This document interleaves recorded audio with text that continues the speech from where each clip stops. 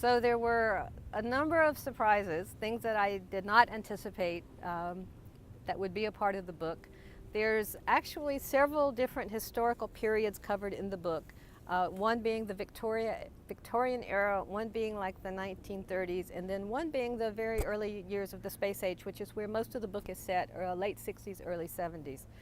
The biggest surprise was my character that lives in late 1960s, early 70s, and she gets a job at JPL.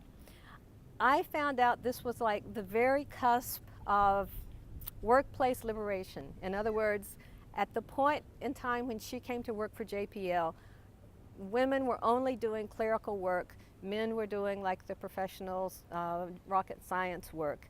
And she was one of the first people to actually do something other than a secretarial job. She was a darkroom assistant. So she took the pictures that were sent back from Mars when they sent the Mariner spaceships by Mars, and they sent back pictures to Earth. She was the person that actually took them out of the computer. They had to process them in the computer first, and then she took them to the darkroom and tried to make them look presentable, because Mars is not a very exciting looking place, especially black and white, low resolution television images, which is what they were shooting.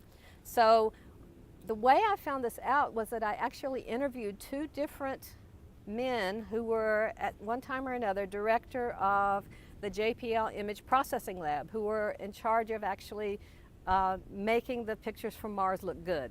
That was their job. Using things like slide rules, I might add, and punch cards, and really old room-size IBM computers. So the first guy I talked to from the early to mid-60s, he said, you know, there were no women there, no women in professional roles, none at all. You know, it was a man's kind of place. The second guy I talked to was like from the mid-60s on through the 70s. Oh, we had professional women all over the place. You know, we had women who were computer scientists, who were engineers, you know, who doing all these things. And they were both right. It's just that it kind of changed right in the middle of all of this. So I then used that as a part of my book, because my character actually experiences workplace discrimination.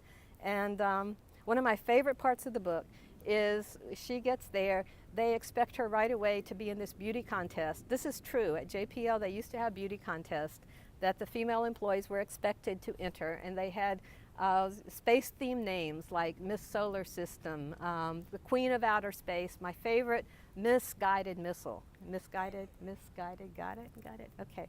Anyway, she refuses to enter the beauty contest, and so she is then, of course, put down by her male colleagues because she will not even consider this.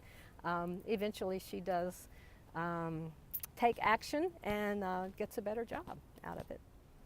Thanks for asking.